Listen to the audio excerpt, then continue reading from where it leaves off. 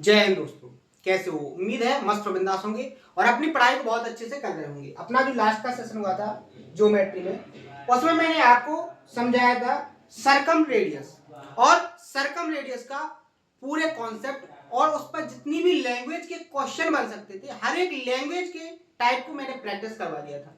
Circum centre से related एक concept और रह गया, उसको आज के सेशन में फिनिश करेंगे। उसके बाद नया कॉन्सेप्ट ऑर्थो सेंटर को स्टार्ट करेंगे। ठीक है, जिस तरीके से अपन ने सबसे पहले इन सेंटर को कंप्लीट किया, उसके बाद सरकम सेंटर को कंप्लीट किया। सरकम सेंटर जैसे ही कंप्लीट होगा अपना, लगभग 1 से 2 क्वेश्चन है, 25 और 26। इसके बीच में इन दोनों में एक कॉन्सेप्ट लगना है, उसको यूज करेंगे, समझाएंगे उसको कि कैसे वो कॉन्सेप्ट बना है। उसके बाद मैं आपको ऑर्थो सेंटर क्या है, ऑर्थो सेंटर से क्या क्या कॉन्सेप्ट बनते हैं, क्या क्या क्वेश्चन है, हर एक टाइप को बहुत अच्छे से प्रैक्टिस करवाएंगे। तो उम्मीद है जो क्वेश्चन, जो कॉन्सेप्ट आपको मैंने लास्ट के सेशन में कंप्लीट करवाए हैं, उन सभी कॉन्सेप्टों को, सभी क्वेश्चनों को बहुत अच्छे से आप लोगों ने प्रैक्टिस किया होगा, रिवीजन किया होगा और हर एक कॉन्सेप्ट को अपनी नोटबुक के अंदर नोट जरूर किया होगा। ठीक है, तो ये कॉन्सेप्ट हो गए अपने। अब जो लास्ट का कॉन्सेप्ट है उसको मैं बहुत अच्छे से समझाऊंगा, आप बहुत ध्यान से उसको समझना और प्रॉपर तरीके से उसको नोट करना और उसका रिवीजन भी करना। ठीक है, तो हेडिंग बना लीजिए। क्या हेडिंग बनाओगे आप? डिस्टेंस, डिस्टेंस बिटवीन, ये जो तरीका क्या है बिटवीन लिखने का, डिस्टेंस बिटवीन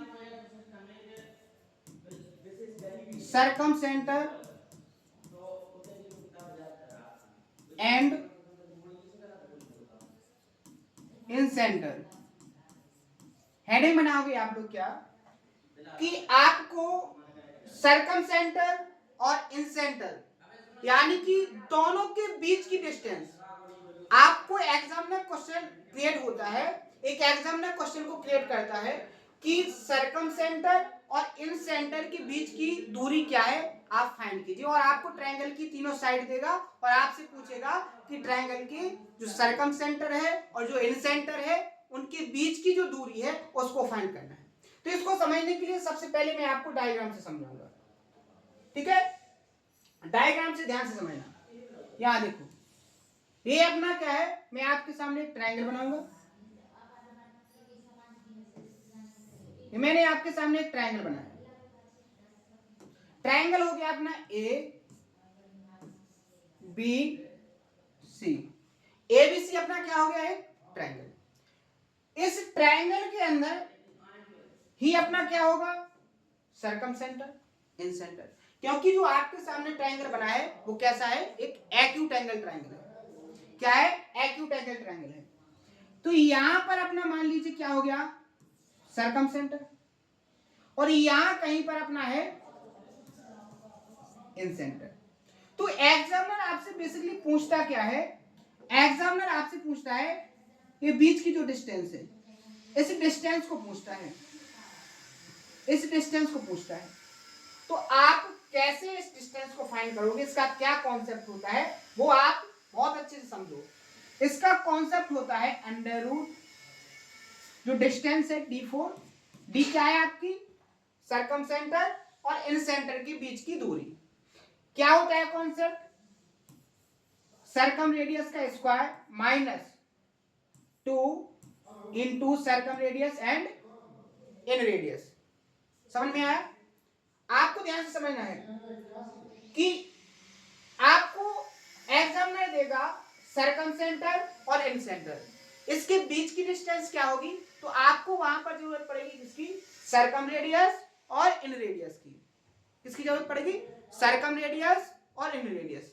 तो आप कैसे निकालोगे, under root are square, r capital r क्या है circumradius, minus 2 into circumradius into inradius. आप यहां पर लिख भी सकते हो, जो आर है आपका वो क्या है, सरकम रेडियस, और आपका जो स्मॉल आर है वो क्या है,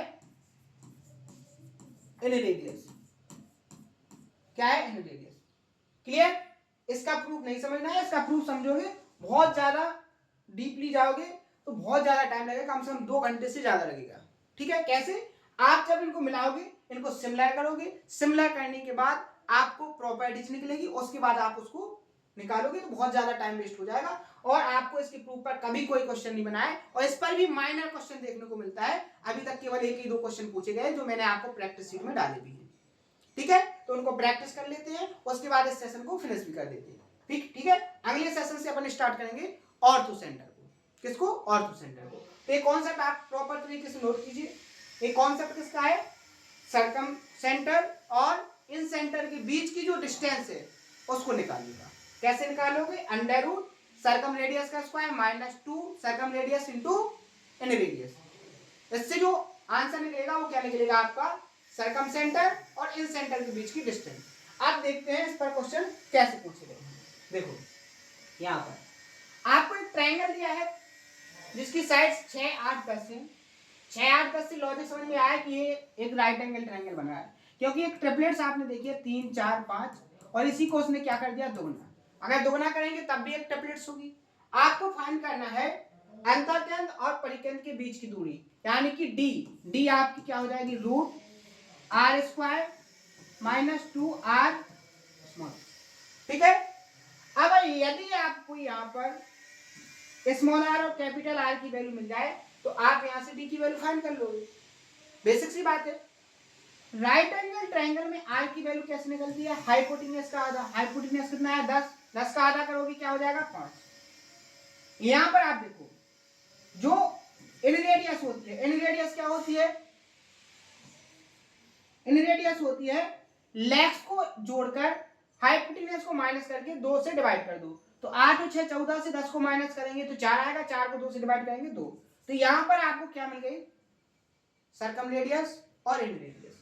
अब आपको डिस्टेंस फाइंड करने में बिल्कुल भी टाइम नहीं लगेगा। क्या निकलेगा?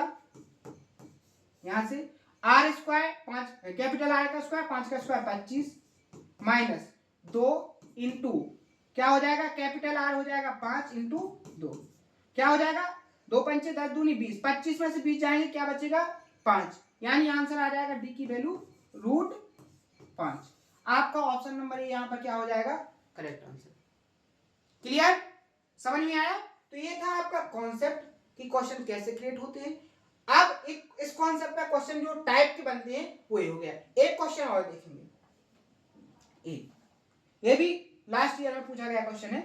तो जितने भी क्वेश्चन, जितनी भी टाइप बनेंगे, हर एक टाइप को मैं प्रैक्टिस करूंगा। कोई भी टाइप या कोई भी कॉन्सेप्ट स्किप नहीं होगा। ठीक है, तो बहुत ही अच्छे से खुद को मोटिवेट, खुद को पेशेंस में रखते हुए अच्छे से तैयारी कीजिए, आपकी 100% तैयारी हो जाएगी। ठीक है, और बाकी डिस्ट्रैक्शन के तो ऑप्शन बहुत सारे हैं, हर एक तरीके तरफ से आपको डिस्ट्रैक्ट किया जाएगा।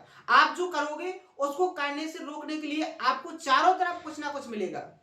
आप जैसे ही आगे बढ़ोगे आपको पीछे खींचने वाले बहुत सारे मिलेंगे। तो आपको इस डिस्ट्रैक्शन से बचना है, आपको अपने ऊपर काम करना है, क्योंकि अगर आप सफल बनना चाहते हो तो आपको खुद ही मेहनत करनी पड़ेगी, खुद ही इस डिस्ट्रैक्शन को दूर करना पड़ेगा। समझ रहे हो ना? और आप जितनी बड़ी मंजिल के लिए भागोगे आपको उतना ज्यादा पेशेंस रखना पड़ेगा, क्योंकि जितनी ज्यादा ऊंचाई होती है वो उतना ज्यादा क्या मांगती है? परिश्रम मांगती है। और आप जितनी ज्यादा मेहनत करोगे आपकी मंजिल उतनी बड़ी होगी। तो आप आसपास के लोगों को ध्यान में मत दीजिए, आप अपनी पढ़ाई को बहुत अच्छे से कीजिए। शानदार तरीके से आपकी तैयारी होने वाली है और आपका जो स्कोर होगा वो बहुत शानदार होगा। आप फर्स्ट अटेम्प्ट में भी अपना सिलेक्शन ले सकते हो। ठीक है, तो बहुत शानदार तरीके से पढ़िएगा। हर एक टाइप को मैं आपको कंप्लीट करवा ही रहा हूँ, हर एक कॉन्सेप्ट को करवा रहा हूँ। ठीक है, तो देखो एक क्वेश्चन और प्रैक्टिस करेंगे, उसके बाद कल के सेशन से अपन और सेंटर को स्टार्ट करेंगे। एक आपको ध्यान रखना है, जब भी आपको 13, 14 और 15 ये 3 साइड दिखाई दे ट्रायंगल के अंदर, तो इसका जो एरिया होता है, डेल्टा जो होता है वो कितना होता है? 84। और जो सेमी पेरीमीटर होता है वो होता है 42। ये बहुत ध्यान देने वाली बात है कि यहाँ पर 13, 14, 15 का जो एरिया होता है वो 84 निकलेगा और जो सेमी पेरीमीटर होता है वो 42 निकलता है। कैसे निकलेगा? हीरोल्स के फॉर्मूले से आप निकाल सकते हो। मैं डायरेक्ट करूंगा। आपको अंतःकेंद्र और परिकेंद्र के बीच की डिस्टेंस फाइंड करनी है। सिंपल सा तरीका है, अगर आप निकालोगे डिस्टेंस तो R square minus 2 R capital R. यहां पर आप एक प्रोसेस और कर सकते हो, यहां से कैपिटल आर को कॉमन ले लो तो आर माइनस 2r भी बचेगा। अब आप यहां से क्या काम कीजिए, यहां से आप कैपिटल आर की वैल्यू निकालोगे तो कैपिटल आर की वैल्यू कैसे निकलती है, a इंटू बी इंटू सी, यानी तीनों साइड का मल्टीप्लाई क्या हो जाएगा 13 इंटू 14 इंटू 15 अपॉन में क्या होता है 4 इंटू डेल्टा, डेल्टा कितना है आपका 84। अब कैसे निकला वो आप हीरोज के फॉर्मूले से निकाल सकते हो, मैंने आपको बता दिया। यहां देखो 14 छक्के 84, ठीक है, यहां से आप 3 से डिवाइड करोगे 5 आ जाएगा, यहां पर क्या आ जाएगा 2 आ जाएगा। तो क्या आ गया आपका आर की वैल्यू 65/8। आर की जो वैल्यू निकल के आ गया आप यहां लिख लो, आर की वैल्यू 65/8, ठीक है। आगे देखो बात करेंगे स्मॉल आर की वैल्यू क्या निकलती है, डेल्टा अपॉन एस। डेल्टा अपना कितना है 84, एस अपना कितना निकलेगा यहां से सॉरी ये आपका क्या है पेरीमीटर। सेमी पेरीमीटर क्या हो जाएगा 21, 21 चौके 84, आर कितना आ गया आपका 4। यहां वैल्यू पुट कर दो, यहां पर वैल्यू पुट करोगे तो क्या हो जाएगा 65/8 इंटू 65/8 माइनस 4 दूनी 8। आप यहां पर देखो 8 अट्ठे 64, 65 में से 64 जाएंगे, एक बचेगा, नीचे 8 आ जाएगा, तो ऊपर क्या हो जाएगा 65/64, तो क्या हो जाएगा √65, 64 का 8 बाहर निकल आएगा, तो आपकी डिस्टेंस क्या हो जाएगी √65/8।